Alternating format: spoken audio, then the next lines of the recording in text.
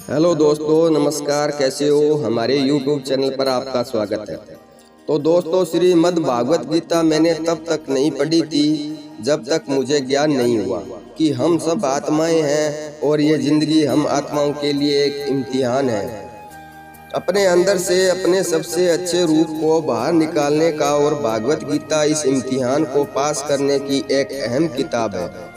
भागवत गीता के 18 अध्याय है और ये संस्कृत में परमात्मा द्वारा दी गई समय के साथ संस्कृत भाषा रोजमर्रा की जिंदगी से निकल गई और यह ज्ञान मनुष्य से दूर हो गया।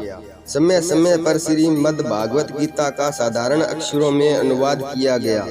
इसी प्रयास को आगे बढ़ाते हुए मैं यहाँ श्रीमद् भागवत गीता संपूर्ण सार को एक आसान रूप में प्रस्तुत कर रहा हूँ। यह ज्ञान परमात्मा ने भगवान श्री कृष्ण के द्वारा सबसे बड़े धर्म युद्ध महाभारत की रणभूमि कुरुक्षेत्र में अर्जुन को कुछ 5000 साल पहले दिया था।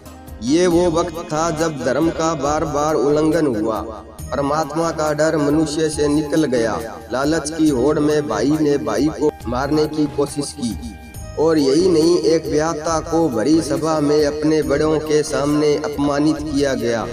इससे पहले कि मनुष्य जाति धर्म युग से निकलकर पूर्ण रूप से कलयुग में जाति युद्ध की रणभूमि में युद्ध से कुछ पहले परमात्मा ने गीता भगवान कृष्ण के द्वारा मनुष्य जाति के कल्याण के लिए दी।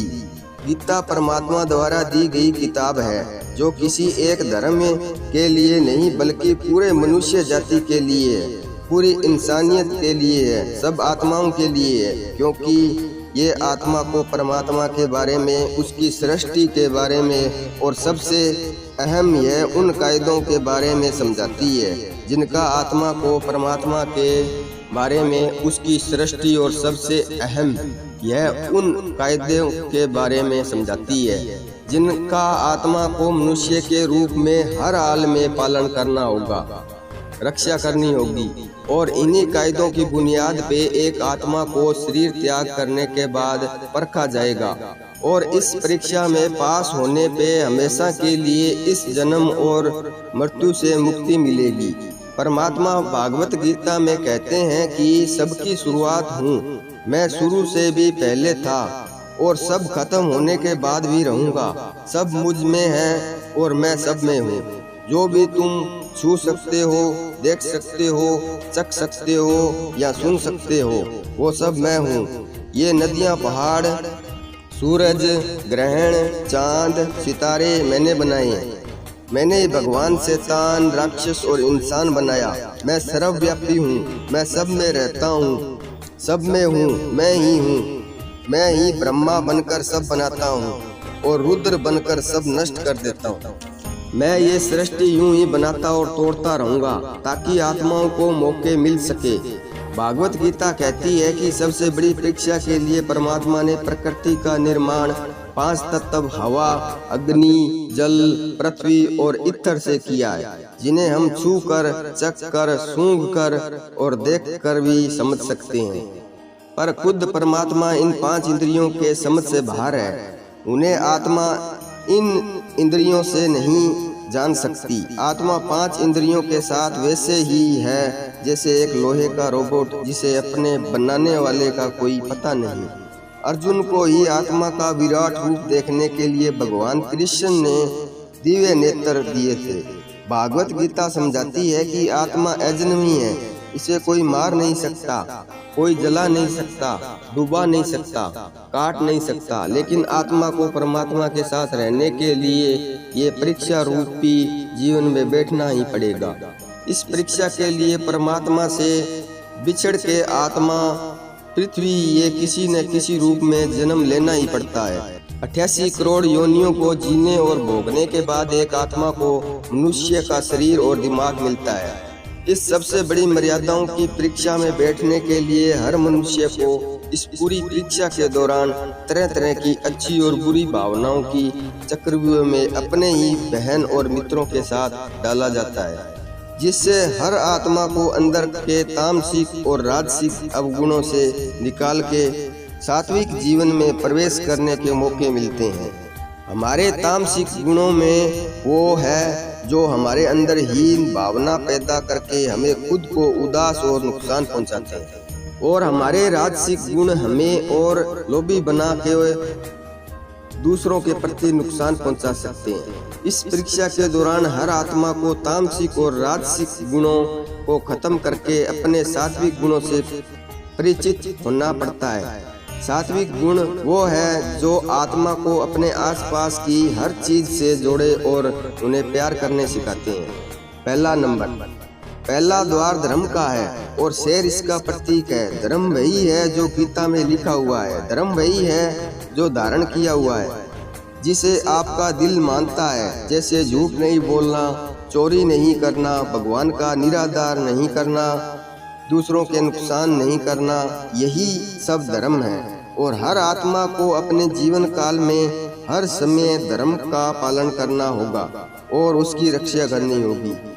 2 दूसरा द्वार अर्थ का है और घोड़ा इसका प्रतीक है।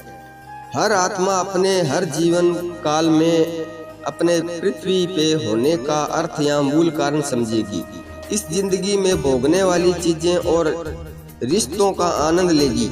अच्छा बेटा और अच्छी बेटी, अच्छा भाई या अच्छी बहन, अच्छा पति या अच्छी पत्नी बनके हर बुनियादी रिश्ते पर खरी उतरेगी और इस परीक्षा को पास करेगी। 3 तीसरा द्वार काम का है। भागवत गीता समझाती है कि हर मनुष्य के अंदर काम, क्रोध, लोभ, मोह, अहंकार और ईर्ष्या जैसी 6 भावनाएं हमें और दूसरों के प्रति नुकसान पहुंचा सकती है।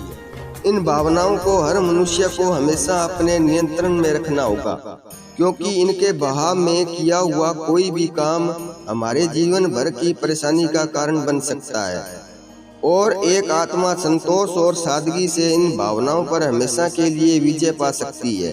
4 चौथा स्तंभ मोक्ष का है और हाथी इसका प्रतीक है। इस परीक्षा रूपी जीवन में हर मनुष्य हर समय कुछ इच्छाएं रखता है।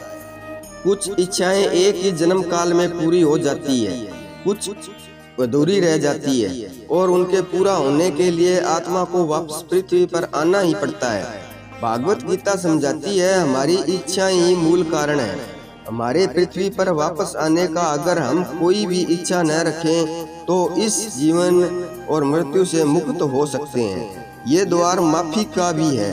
जिन्होंने आपके साथ बुरा किया है उनको माफ करके और जिनसे आप बुरा किया है उनसे माफी मांग के मुक्ति पाई जा सकती है। जब तक आत्माएं इन चारों दरवाजों धर्म, अर्थ, काम और मोक्ष को समझ नहीं लेती, तब तक इस आत्मा को बार बार मनुष्य के रूप में आना ही पड़ेगा। परीक्षा समय खत्म होते ही आत्मा शरीर और अन्य सब वस्तुओं का त्याग कर देती है। जो भी संसार में रहकर बनाया वो अब किसी और का होगा और आत्मा अपने कर्मों के फैसले के लिए चली जाती है। आत्मा के अच्छे बुरे कर्मों का हिसाब होता है। अपने अच्छे कर्मों के लिए आत्मा कुछ वक्त के लिए स्वर्ग और दुष्कर्मों के लिए नरक चली जाती है। नरक में आत्मा को अपने पापों के अनुकूल सजाएं मिलती है, पर सजा खत्म होने के बाद आत्मा को फिर से एक नया शरीर और नया दिमाग मिलता है। इस परीक्षा में फिर से बैठने के लिए हर परीक्षा में वही सब फिर से दोहराया जाएगा। जिंदगी के 4 स्तंभ धर्म, अर्थ, काम और मोक्ष को समझने के लिए हर जन्म में अपने कई जन्मों के कर्मों के हिसाब से हर आत्मा को कभी अच्छे तो कभी बुरे हालतों से जाना पड़ता है। लेकिन तब तक आत्मा परमात्मा के साथ योग को नहीं समझ लेती, तब तक वो मुक्ति नहीं पा सकती।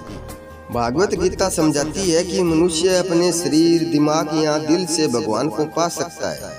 शरीर द्वारा किए कर्मों के माध्यम से परमात्मा को पाने को कर्म योग कहते हैं। ऐसे कर्म जो परमात्मा की इच्छा से हो और दूसरों के कल्याण के लिए। वाल्मीकि ने रामायण लिख के श्रवण ने अपने माता पिता की सेवा और उनके चारों धाम की यात्रा कराकर अपने कर्मों द्वारा परमात्मा को पाया।